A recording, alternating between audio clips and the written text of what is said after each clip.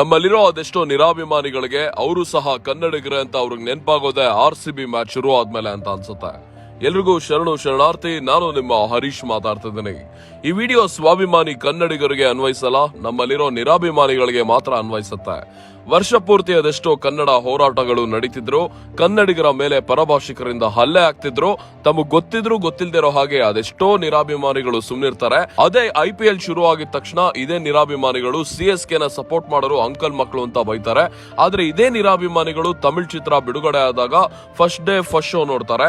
ತಮಿಳ್ ಚಿತ್ರ ಕನ್ನಡದಲ್ಲಿ ಡಬ್ ಆಗಿದೆ, ಕನ್ನಡದಲ್ಲಿ ನೋಡಿ ಅಂದ್ರೆ ಇಲ್ಲ ಮಗ ತಮಿಳ್ನಲ್ಲೇ ನೋಡ್ತೀನಿ, ಕನ್ನಡದಲ್ಲಿ ನೋಡಿದ್ರೆ ನಂಗೆ ಫೀಲ್ ಬರಲ್ಲ ಅಂತ ಹೇಳ್ತಾರೆ.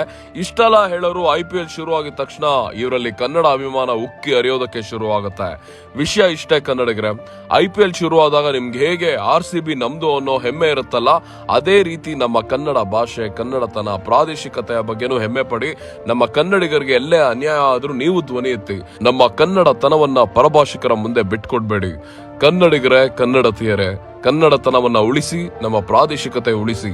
ಕೇವಲ ನವೆಂಬರ್ 1ಕ್ಕೆ ಅಥವಾ ಒಂದು IPL ಗೋಸ್ಕರ ಕನ್ನಡಿಗರಾಗಬೇಡಿ.